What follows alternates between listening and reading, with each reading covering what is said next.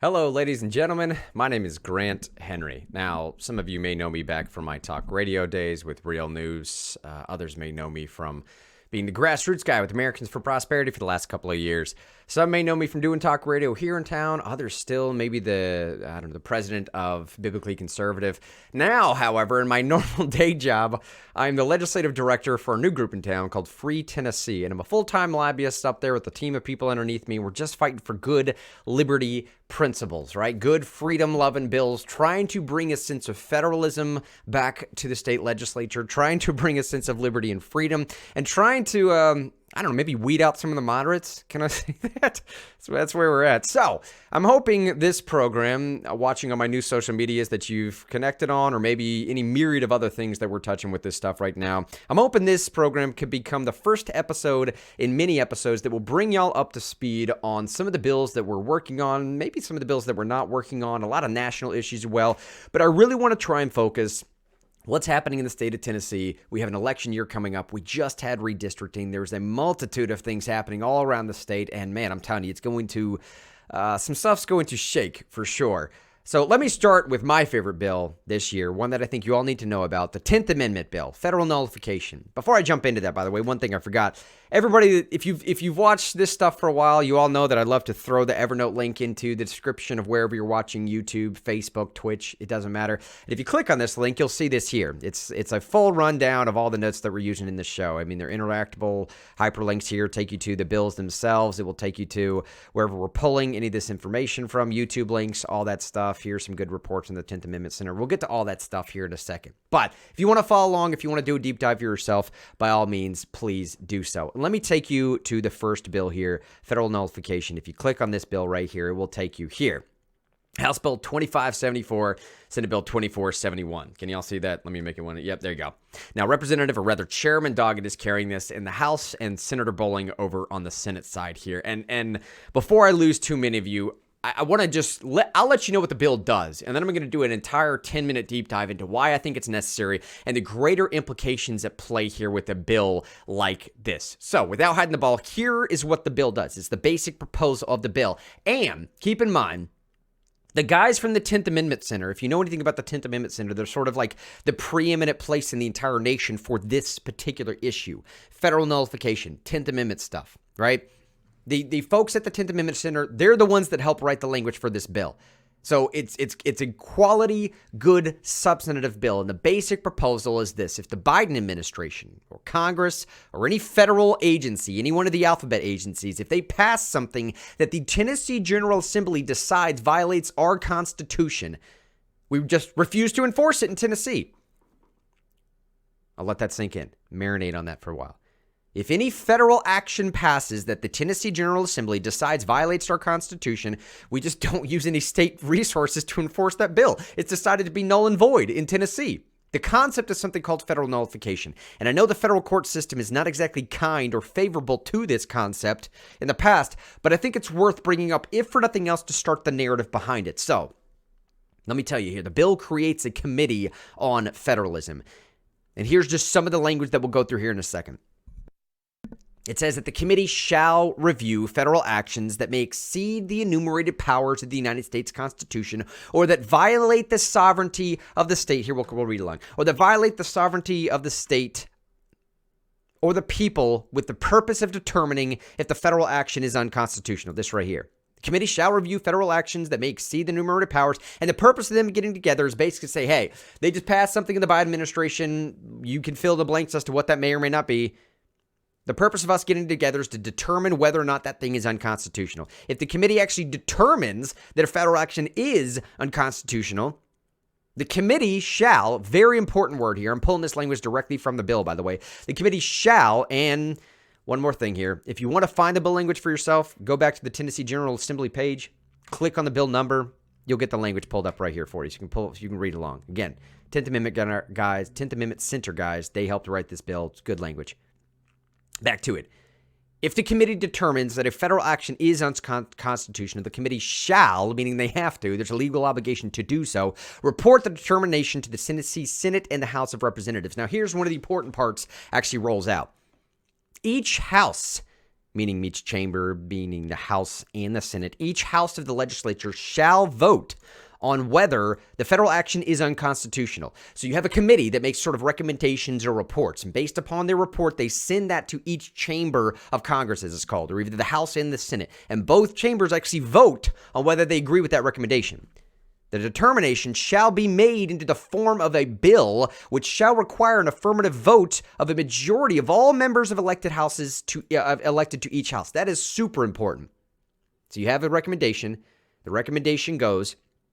If the recommendation passes, this actually forms into a bill, an actual codified piece of law that requires an affirmative vote, again, of each member of the House. The bill shall then be presented to the governor, and it shall before it shall take effect, approved by him. Now, a federal action determined in the opinion of the legislature to be unconstitutional shall have no legal effect in this state and shall not be recognized by this state or a political subdivision of this state as having legal effect. That's incredible, all right? If they pass this as a bill, if they get the recommendation and they decide to accept the recommendation, each chamber, and then they vote to make it a bill, and then Governor Lee signs it in, or Governor whoever, signs it into law, that law shall have no legal effect in this state and shall not be recognized by this state or any political subdivision thereof. Now, this is a way to give it some more teeth here at the very end, basically saying notwithstanding any provision of the law, no state agency, political subdivision, elected or appointed state official or employee, or official of the employer, political subdivision, or may be implemented or enforce a federal action determined, in the opinion of this state, to be an unconstitutional action. Neither the state or political subdivision of the state shall spend public money or resources or incur public debt to implement or enforce a federal action determined in the opinion of the legislature to be unconstitutional.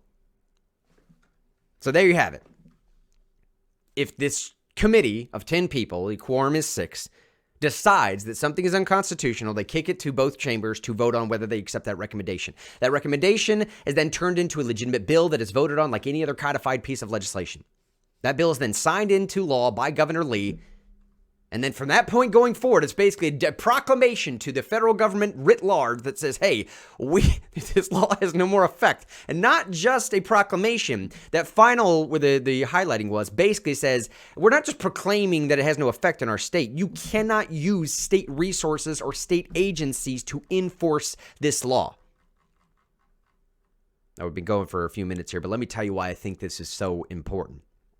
It's an undeniable fact that our federal government has exploded to the point that every single day it threatens to suffocate our liberty. At a minimum, I think we can all agree that the federal government has ballooned well beyond its specifically enumerated powers. That's an important word there. Now remember, the federal government, when I say federal government, I mean our national government. I know everyone knows that, but the D.C. government, the national folks, the Trump and Biden and all those. That federal government only exists because each individual state decided to cede its power to a limited federal government. The state sovereignty, a portion of that state sovereignty was given off to this federal government with the condition being that government was going to remain very, very small because the state was meant to have all the power that was derived from the people, and they ceded that off to a very small federal government that was only doing the very select things that we said it could do.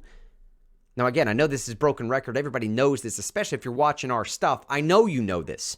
But it's important to go over again because today we face a federal government that has taken literally hundreds of thousands of steps beyond the boundaries drawn in that Constitution. And some of the stuff I'm about to go over here, go to the Evernote links, click on this 10th Amendment Center's thing here. State of Nullification Movement, the report. This is an incredible resource. I mean, just chock filled. I mean, it's like an 80-page report here. Sorry, 150-page report on the state of nullification of where we're currently looking in the United States right now. But in his 1791 opinion of the constitutionality of the national bank, Thomas Jefferson wrote the following. Let's read this. I consider the foundation of the Constitution as laid on this ground, that all powers not delegated to the United States by the Constitution nor prohibited by it to the states are reserved to the states or to the people, literally meaning anything that we didn't say you could do, federal government, all that stuff that we said you couldn't do, all that is left to the people, i.e. the 9th Amendment, or the states, the 10th Amendment. So you're only supposed to be doing the very specific things that we tell you you're supposed to do. All the other stuff, by way of the 9th and the 10th, that's left with the people in the states. He went on to say, to take a single step beyond the boundaries thus specifically drawn around the powers of Congress is to take possession of a boundless field of power, no longer susceptible of any definition. He's basically saying, if you guys go beyond this limited government thing that we're telling you can do, there's no end to the power that you can take. We don't even know how to define that anymore. It's certainly not limited government. I don't know what it is. It's some zombified creation of something that we never intended it to be. You can't kill the thing, and it only grows more. So again, the inevitable question becomes, what do we do when our federal representatives continually pass laws that violate those underlying precepts of the country? What do we do when the federal government grows to the point where states' rights matter for almost nothing? And I know, I get it. Some people that know what's going on, I know some of these allegedly conservative justices, the Scalia and the likes, they're the ones that kind of put the death nails in the 10th Amendment. I understand that, but I still think we can believe in the thing. Because in his draft in the Kentucky Resolutions in 1798, Jefferson said, hey, so what's the remedy here? What should we do? He said, you vote the bums out. You vote them out of office. That was the right approach for dealing with bad policy or bad administration of those delegated powers. And if you're still operating in the realm of delegated powers, then voting the people out seems to make sense because they didn't broach the contract yet. But he goes on to say here, in cases of abuse of the delegated powers, the members of the general government being chosen by the people, a change by the people would be the constitutional remedy, right? He says this. This is what he means. It would vote the bums out. But when the federal government goes beyond the limits of the Constitution, Jefferson called for more aggressive measures, writing, but where the powers are assumed which have not been delegated, a nullification of the act is the rightful remedy. Essentially, when you're starting to do things that the federal government was never having the power to do to begin with, a nullification of whatever that act is the rightful remedy. The state's pushing back with whatever power they have left is the rightful remedy. So again, I think we all are on the same page here, but in case we're not, nullification is basically simple. Any act or set of acts which has as its result a particular law being rendered legally null and void or unenforceable in practice. A nullification, its fundamental part in the American political system, is kind of seen with two definitions here. Right? The first definition we sort of have is when a court strikes down a law, it just literally wipes it off the books. It nullifies that. So that's fine. That's not what we're really talking about today, though. What we are talking about is this, a practical definition.